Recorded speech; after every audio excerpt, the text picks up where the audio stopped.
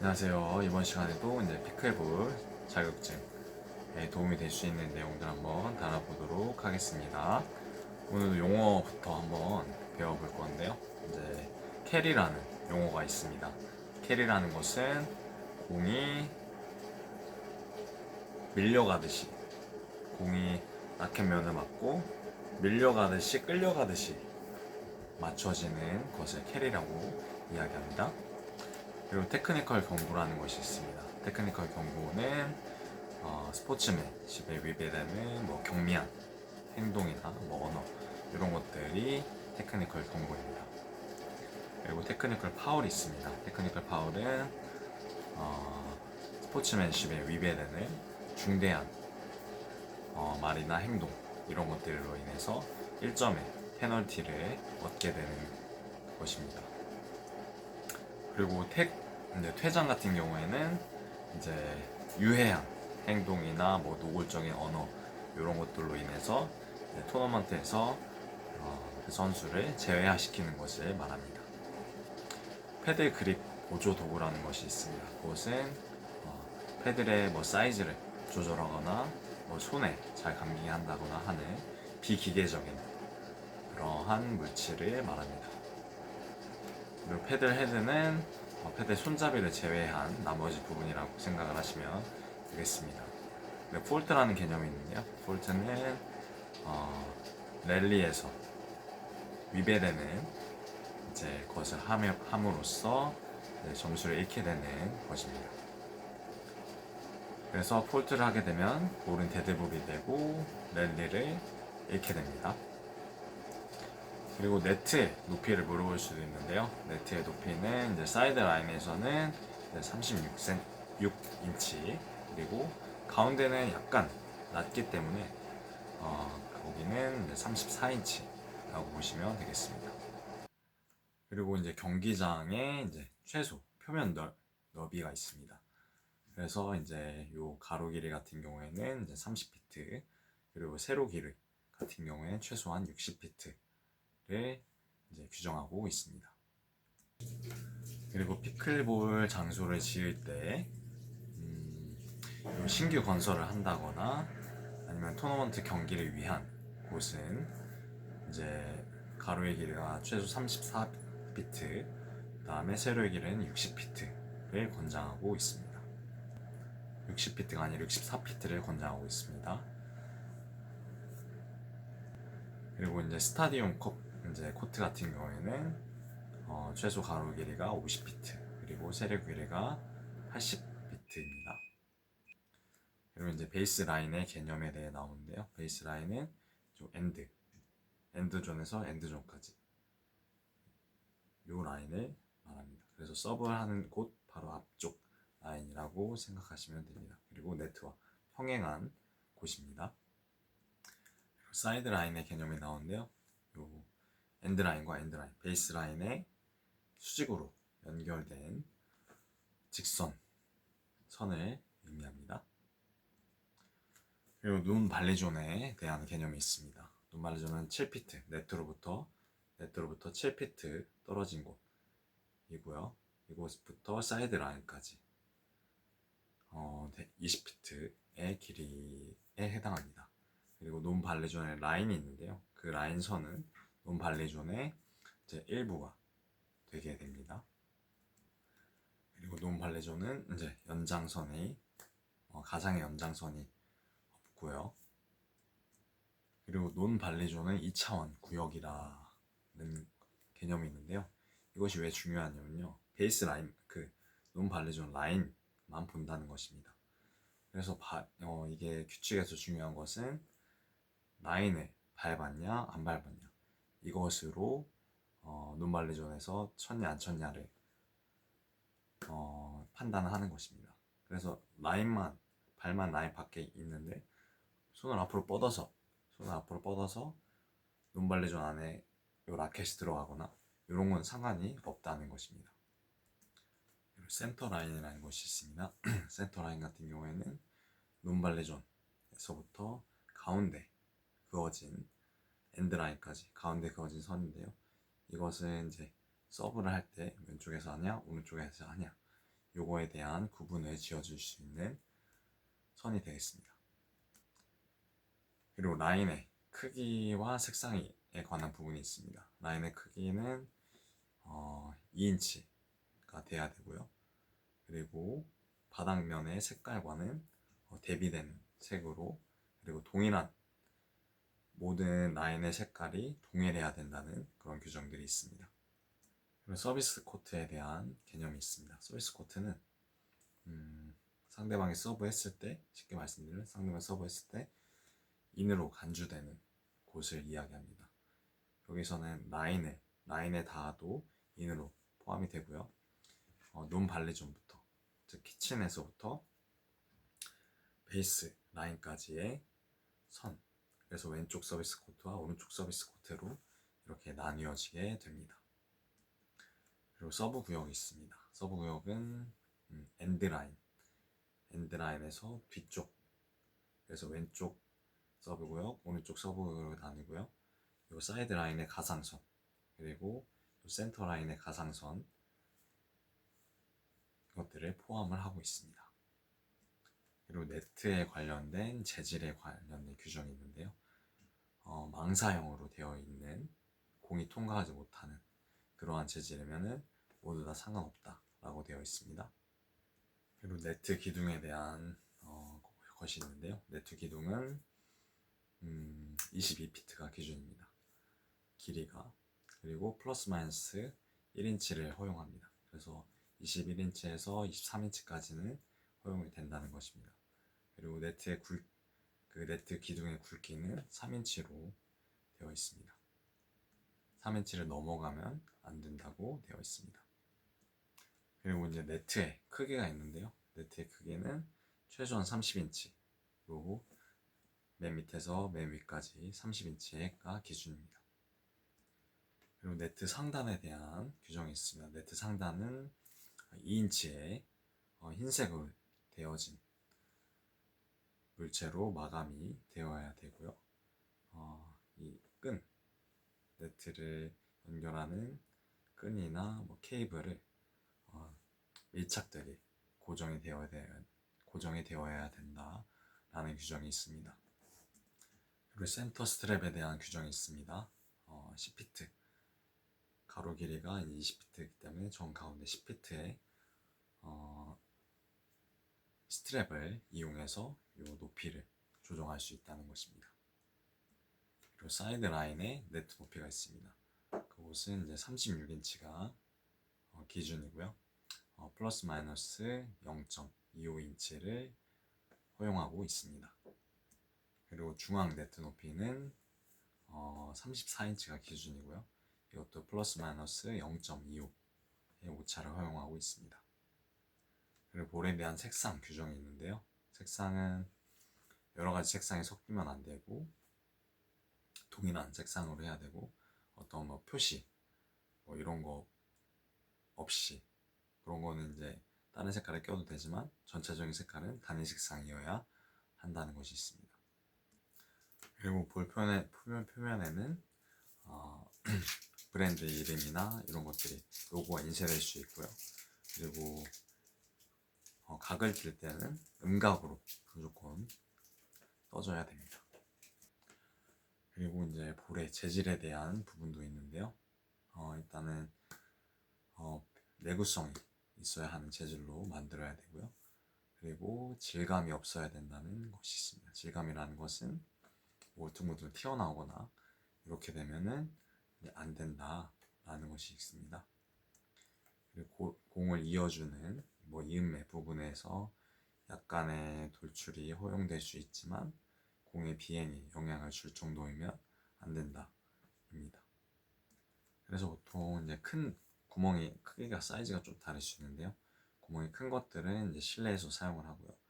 구멍이 이제 작은 것들은 이제 실외에서 사용하는 경향이 있습니다. 그리고 이제 브랜드에 관한 조건이 있는데요.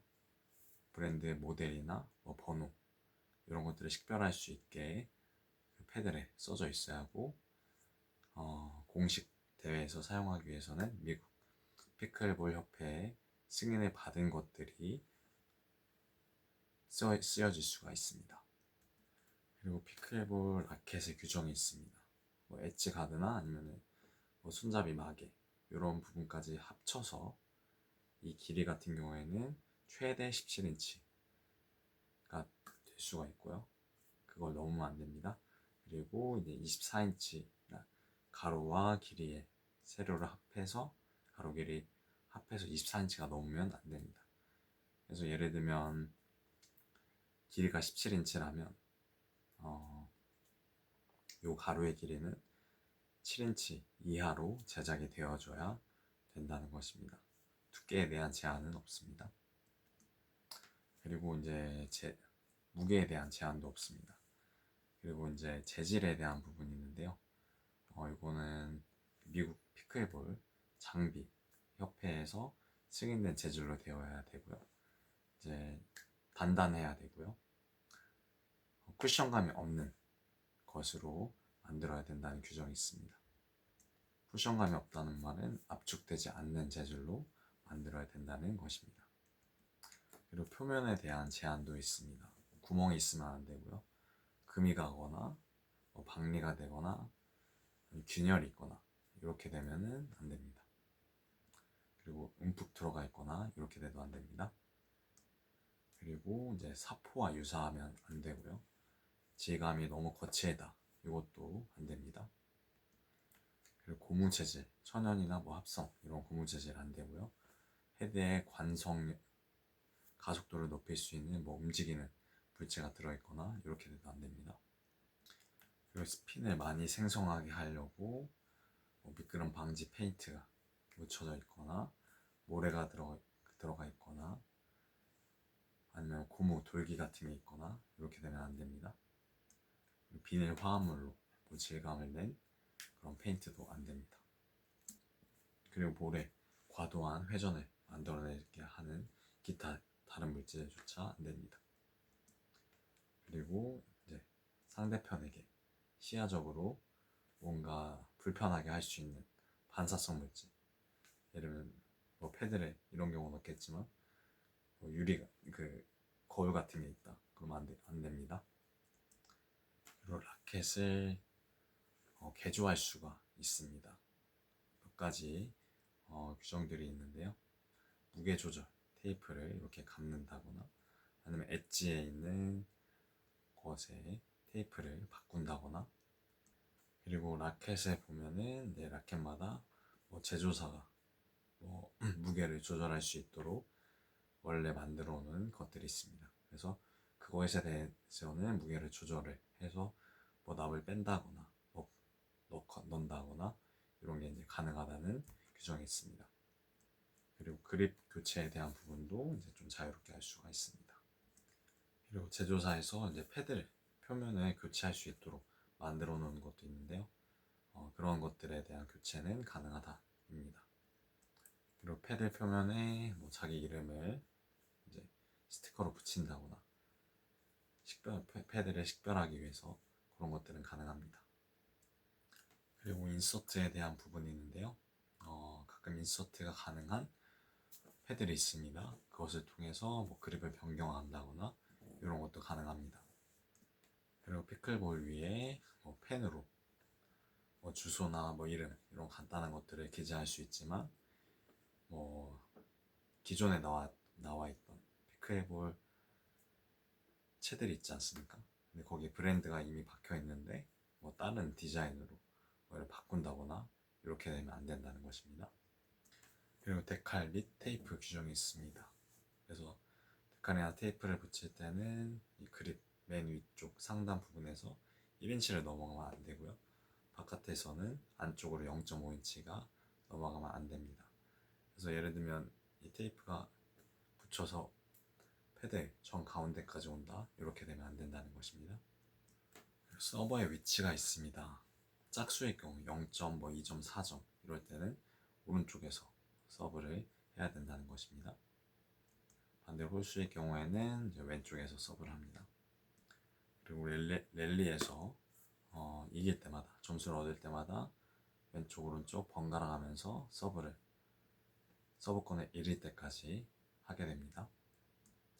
사이드 아웃이라는 게 있습니다. 사이드는 상대편을 말하고요. 아웃은 끝났다는 뜻입니다.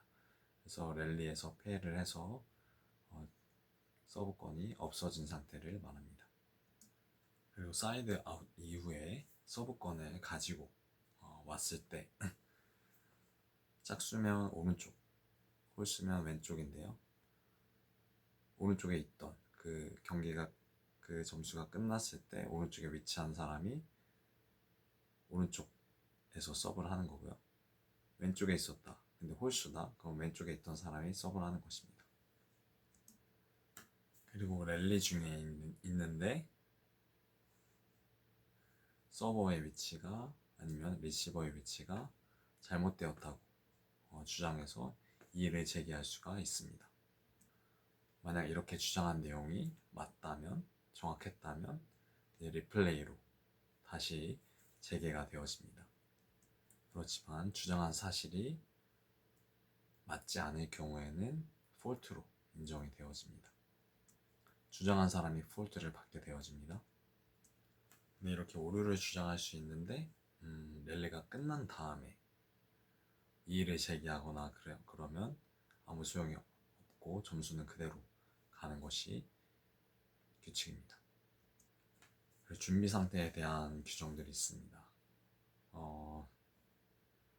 점수 콜을 하기 전에 나 준비 안 됐습니다 라고 표현을 할 수가 있고 말할 수도 있고 제스처를 취할 수도 있다는 것입니다.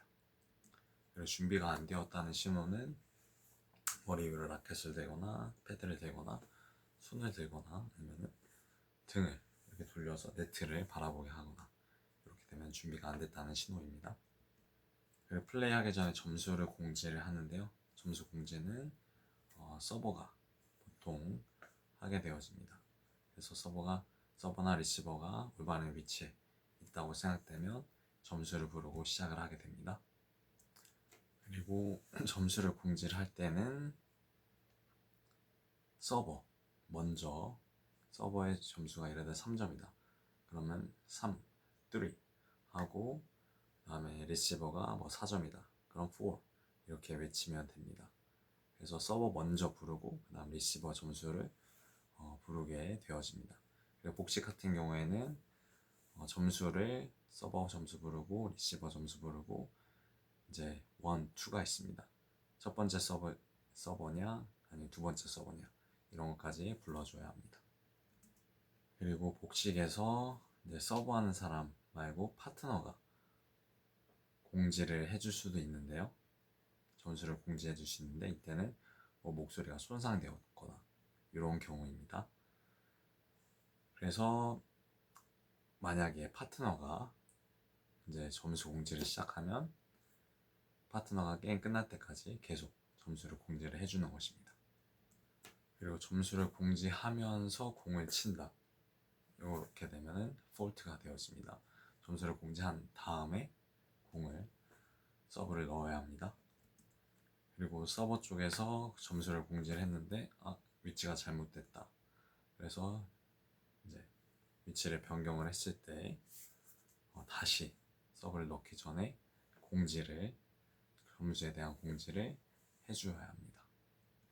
그리고 점수를 공지를 했다 해도 스탑이나 웨이트 같은 중단의 표시를 하면 경기가 잠깐 중단이 됩니다. 서버 넣는 사람이 점수를 헷갈렸다. 그럼 점수를 상대편에게 물어볼 수가 있습니다.